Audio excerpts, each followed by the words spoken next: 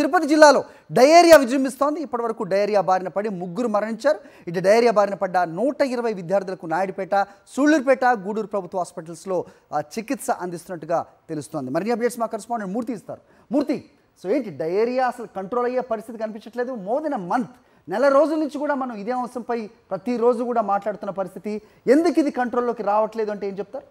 హరి, తిరుపతి జిల్లాలో diarrhoea danger bells మోగిస్తూ ఉంది. ఇప్పటికే డయేరియా బారిన పడి మొత్తం 3 ప్రాణాలు కోల్పోయినప్పటికీ కూడా అధికారుల అలసత్వం క్షేత్రస్థాయిలో ఏ విధంగా ఉందనడానికి నిదర్శనమే నిన్న జరిగినటువంటి యొక్క నాయుడుపేటలో బిఆర్ అంబేద్కర్ గురుకుల పాఠశాలలో జరిగినటువంటి సంఘటన నిదర్శనంగా చెప్పుకోవచ్చు. మొత్తం 138 మంది విద్యార్థులు యొక్క డయేరియా బారిన పడడంతో ఒక్కసారిగా ఆంధ్రప్రదేశ్ రాష్ట్ర వ్యాప్తంగా కలకలం రేపింది. ప్రధానంగా యొక్క ఫుడ్ పాయిజన్ కావడంతో మొదట వీరందరినీ కూడా స్థానికంగా ఉన్నటువంటి నాయుడుపేట సిహెచ్సి హాస్పిటల్కు 58 మంది విద్యార్థులను తీసుకెళ్లారు. ఆ తర్వాత ఒకరి తర్వాత ఒకరు మొత్తం 550 మంది పైగా ఉన్నటువంటి విద్యార్థులు, వీరిలో సగానికి మంది ఏదైతే 138 మందికి ఒక్కసారిగా ఫుడ్ పాయిజన్ కావడంతో మొదట వీరందరినీ కూడా సిహెచ్సి హాస్పిటల్ నాయుడుపేటకు, మరోవైపు సూళ్లూరుపేటలో ఉన్నటువంటి ప్రభుత్వ ఆసుపత్రికి, గూడూరులో ఉన్నటువంటి ప్రభుత్వ ఆసుపత్రికి తరలించారు. మొత్తం 138 మందిలో ఈరోజు ఉదయానికి వచ్చేసరికి 61 మందిని డిశ్చార్జ్ చేయడం జరిగింది. ప్రధానంగా ఫుడ్ పాయిజన్ కావడం, ఈ యొక్క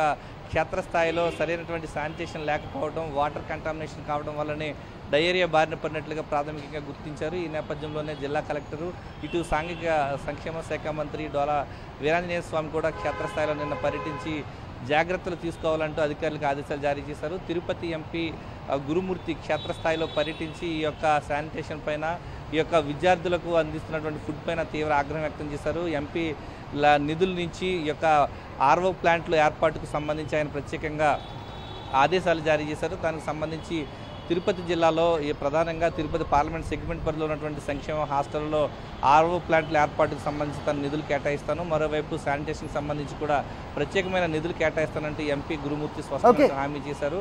ప్రధానంగా తిరుపతి జిల్లాలో ఓవైపు డయేరియా విజృంభిస్తున్నప్పటికీ కూడా అధికారుల అలసత్వం అనేది స్పష్టంగా కనిపిస్తూ ఉంది. హరి.